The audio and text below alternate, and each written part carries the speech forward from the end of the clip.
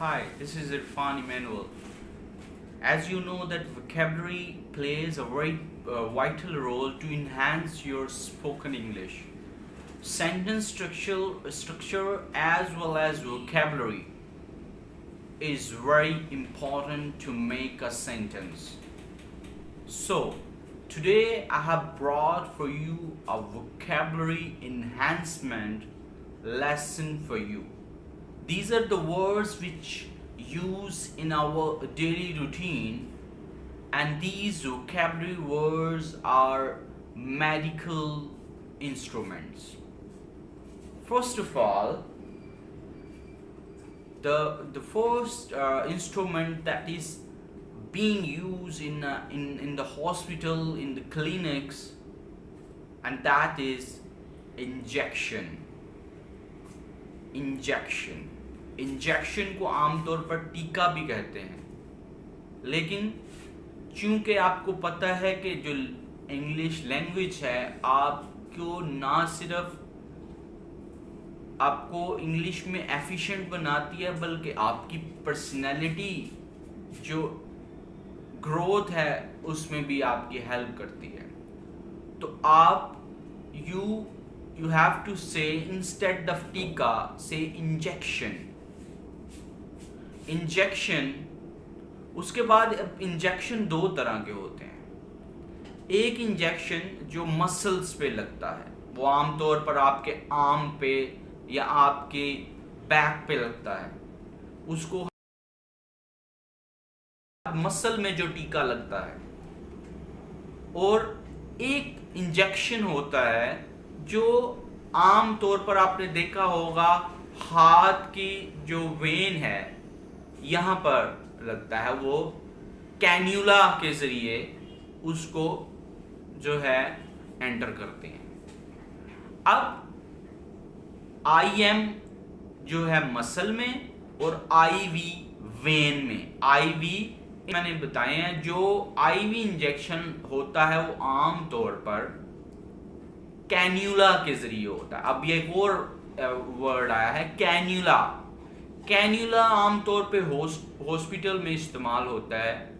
Nurses जो हैं वो कैन्यूला पहले लगाती हैं. कैन्यूला भी एक छोटी सिरिंज नुमा होता है, जैसे कि आपको नजर आ रहा है. कैन्यूला छोटी सिरिंज होती है, वो आपकी वेन के अंदर लगाते हैं. और IV के बाद आपको पता है कि जब इंजेक्शन लगता है तो बाद में आपको एक स्वाब लिया जाता है. स्वाब होता है के साथ स्पिरिट, एक लिक्विड होता है जो आपके जर्म्स को खत्म करता है. वो पहले स्वाब के साथ साफ किया जाता है ताकि जब इंजेक्शन लगे तो कोई जर्म्स इंजेक्शन के जरिए अंदर ना चला जाए ब्लड में. तो वो स्वाब के जरिए उसको साफ किया जाता है. उसके बाद जो है इंजेक्शन आपको दिया जाता है. उसके बाद अब हम बात करते हैं इंस्ट्रूमेंट्स की, जो आम तौर पर हम घरों में भी इस्तेमाल करते हैं. अब फर्स्ट इंस्ट्रूमेंट है जैसे blood pressure monitor. Blood pressure monitor दो तरह के होते हैं. एक डिजिटल होता है, वो आमतौर पर यहाँ पर उसको रैप करते हैं और उसके बाद वो डिजिटली मशीन होती है, वो बटन दबा दो, वो खुद ही हवा भरता है और खुद ही आपका BP कितना है वो बता देता है. लेकिन एक दूसरा मैनुअल होता है, उसका आप देखा होगा आमतौर पर कहते हैं कानों में डॉक्टर ने टूटी लगाई हुई है. वो दरअसल टूटी नहीं होती, उसको कहते हैं स्टेटोस्कोप. क्या कहते हैं? स्टेटोस्कोप. स्टेटोस्कोप कानों को लगा के उससे ब्लड की जो बीट है, वो हार्ट की जो बीट है वो चेक की जाती है और उससे BP चेक होता है. तो वो जो कानों में लगाने के लिए आप आमतौर पर डॉक्टर्स देखते हैं, वो कोई गाने शाने सुनने के लिए नहीं लगाई होती, उसको कहते हैं स्टेटोस्कोप. क्या कहते हैं? स्टेटोस्कोप. उसके बाद एक और होता है मशीन होती है जिससे आप शुगर घर में पेशेंट्स की, अपने वालिद की या भाई की शुगर चेक करते हुए वो मशीन इस्तेमाल की जाती है. उसको कहते हैं ग्लूकोमीटर. उसको शुगर चेक करने वाली मशीन नहीं कहना, ग्लूकोमीटर कहना.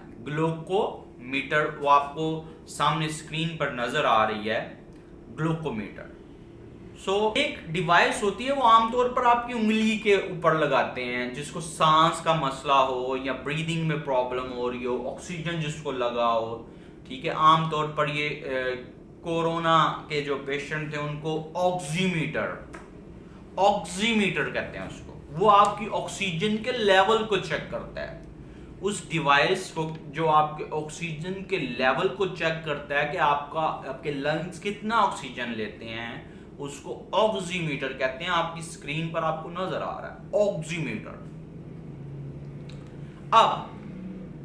अब हम बात करते हैं अब थर्मोमीटर बाहर आजकल तो इंफ्रारेड थर्मोमीटर है, वो गन सी बनी होती है।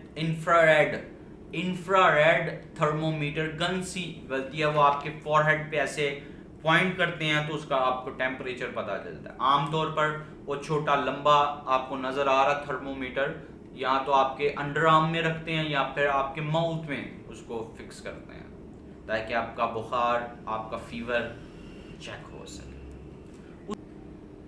Thank you very much. Keep watching my channel and don't forget to subscribe my channel. Thank you very much.